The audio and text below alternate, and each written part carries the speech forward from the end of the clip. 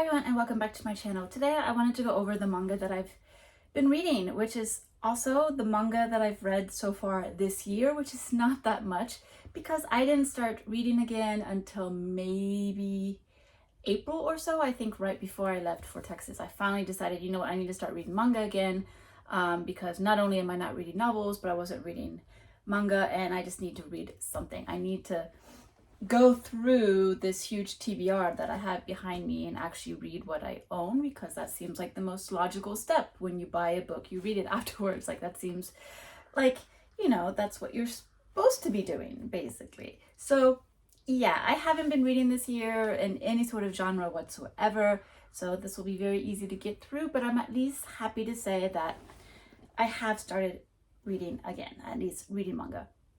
So let's start off with the series that I've caught up to, their current editions. I read volume 11 of Goku Shifudo, The Way of the Househusband. This is a manga that I just absolutely adore. I explain it every time, but it's just basically a Yakuza member who has retired and is now a stay-at-home house husband, basically. And it's just his shenanigans. And it's really fun. And the art is amazing. The art is exactly like what you see on the cover of the manga. And it's just really fun because it's just all these house just basically everyday Monday house errands, or just things you'll do, such as trying to get mold out of the shower, or shopping for cabbage, or it could just be anything, really anything, just super mundane, but it's all formatted in this way that everything is a pun on like the Yakuza world. So you always think he's about to take a hit on someone when really he just has the best deal for how to get ahead of lettuce, basically. So it's just absolutely hilarious. And like I said, the art is just amazing, and it's really quite absurd, and it's just always a good time, and you'll always, you know, snicker and crack a smile upon reading it. So volume 11, that's the latest volume that's out in Japan. It's been out for a few months now, so I don't know, maybe volume 12 by September or something. Maybe we'll get a new volume. In the meantime, I am caught up with Goku Shifudo. The next series that I am caught up with is another sort of what I call, well, not what I call, but what is called Nichijou manga, which is just manga about like everyday life. There's not, you know, it's not like shonen manga where you're fighting tournaments and battling people, or, you know, super high fantasy or super high sci-fi or tech or anything of those things. It's just everyday life. And so the series Kujima Utae wa Ye Hororo, which I can only give you the Japanese title because this has not been translated into English yet, but this is just an absolutely delightful Nichijou manga. Basically what it is that it's this bird who is Russian and is in Japan to hibernate for the winter. He meets this young boy and he joins the family of this young boy as he hibernates in Japan and experiences all the things he's heard about Japan that he's been always really curious about, and he's really wanted to try out. And the fact that he's learning Japanese is also just like really quite just charming and fun, and really leads to like some really fun just shenanigans and moments, and just really fun scenes. Volume 2 for me was, I'll admit, kind of a little bit too Nichijou. It was a little bit too mundane, a little bit too banal in terms of the stories. It was cute, it was fun, but I didn't really like laugh at anything, to be honest. But volume 3 made me cackle. Like volume 3 had some really delicious scenes. It introduced some new characters, and it was really fun.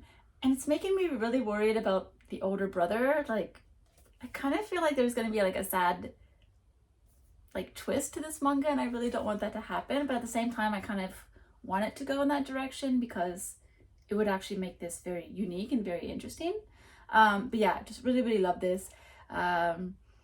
Especially since Kujima, our little Russian bird, has met his match, and his young friend's aunt, who tells Kujima that she does actually understand what he's saying in Russian, so he can't cuss anybody out anymore. So yeah, there's just like really fun scenes. Really love it. The art, it's exactly what you see in like these obis and it's just really super cute. Love it. Really can't wait till volume 4 comes out. Volume 3 just came out. It came out in like this past month, so I don't expect volume 4 anytime soon, but when that comes out I will definitely be reading it. Before I get into one series, I wanted to share that I did indeed decide to give up on the manga 5080. I said in my end of the year wrap up that this was a manga I was basically like, it was like kind of like my disappointing manga. Like it didn't go in the direction I wanted to go. Basically this manga, which is called 5080, it's basically our children at 50 years old still considered children. So it's this 50-year-old man who still lives with his parents, and he's kind of like, he's not like a full-on hikikomori, like he's not full-on like within himself, but like, yeah, he doesn't have a job, he doesn't have like perspectives, no relationships, nothing. Like he's just like, not a bum, but like basically what we would say, like, oh, he's such a bum, like, you know. And the thing is, like, I really wanted this to be like super funny, and it didn't really go in that direction. It was really weird because like the author would he would basically have the main character introduce a concept or like a stereotype, like, oh, people in my situation are considered such and such and such, and then the chapter will deal with those stereotypes. So he leads on with something super serious, and then he kind of makes it into a gag, and then the next chapter is the same thing, like he introduces something serious, then turns into a gag, etc, etc. So there's like not really like a story, which is fine because the other two Nichijou that I've introduced, like Goku Shifudo, does not really have a story. It's just gag after gag after gag. But this is like, it's not balancing that line between serious and funny in a way that makes it work very well, or not as well as I think it should or could have been. And so yeah, I was really disappointed with this one, and I was updating my manga spreadsheet, and this came out in March of last year, and now it's June of this year. So if a second volume hasn't come out within a year, it's probably been canceled. So I'm just gonna go ahead and let go of this because I wasn't really that excited about reading a second volume of this. So the fact that a second volume probably won't come out at all just makes me think, okay, I can get rid of this, and it's fine. I supported the author. I bought this when it first came out. I hope he'll continue trying. But I just think this needed to be, I think the concept behind this needed to be like fleshed out a little bit more. And it needed just to be like decided, like, is this a comedy? Is this a serious manga? And how are we going to present that? You know, so that's what I wanted from this, and I didn't get. So I loved his parents. His parents were hilarious though. So I do think the author has promise, and I do think he can create something good. And I think even if he had created a second volume, it would have been stronger than the first. But I just think this didn't work out for me. So I'm just going to go ahead and get rid of this. I'm going to sell it eventually. Okay. So then I read one series from the very beginning, but it is a reread. It's a series I've read before. I read the entire series of Yu Hakusho. Yu Hakusho is traditional, so what is this, 12 volumes of this edition. But Yu Hakusho is a very famous shonen manga from the 90s. Yeah, this is a reread. I read it when I was in high school, and I read it in the French translation. So I always knew that someday when I have the opportunity, I'd like to reread in the original Japanese, and well, the opportunity is here. So that's what I did, and it was just a real treat to read this again. Yu Hakusho is basically about a young boy, Yusuke, who in the very first chapter is saves a young child, gets hit by a car and dies. And this was pretty much against his like fate. So the spirit world decides to make him a spirit world detective.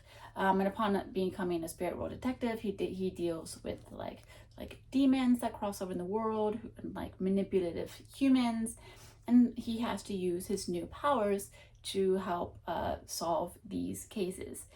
And little by little, not the circumstances, but the stakes increase. He has this crew of friends. They join a tournament. They have to battle through that tournament. And then it's just the story continues on from that as you see the progression of Yusuke's powers and his friends' powers. And as you see, as you get deeper and deeper into the world of, well, the spirit world and the underworld, basically. So super, super fascinating, super, super famous, like one of the most famous shonen manga that's ever been created. Yu Hakusho. I mean, if you're in the manga world, you should know this. And if you haven't, you should read it, because it's just like, you know, it's one of the founding fathers of, like, you know, just like the pillar, one of the pillars of shonen manga, basically. It's a huge manga that needs to be read. And I think what was really fun about reading it this way through, other than the fact that I got to read the original Japanese, which is obviously great, although the French translations are always superb. I love French translations of manga. They do a really, really good job. But I think what was interesting is because I was able to binge this series in basically about 2 months' time, with like a 4-week gap in between. But that's fine. 2 weeks. I mean, 2 months to like read through this, and then vacation. But basically, the author, Togashi Yoshihiro, has always kind of been overworked, and he's always worked to the detriment of his health. And so he takes a lot of breaks, or there's moments where he has to sacrifice the art to stay on schedule with the publishing. And you can see that, like, the very beginning, like when I first read this in translation a long time ago, I never noticed that progression because I was just reading volume by volume as it came out. But reading it, like seeing the detail of this very, very first volume, and then seeing the really, really scarce, like almost non-existent detail in the later volumes, I think it's just like, it's almost kind of funny, but like also really, really sad, because there was so much of his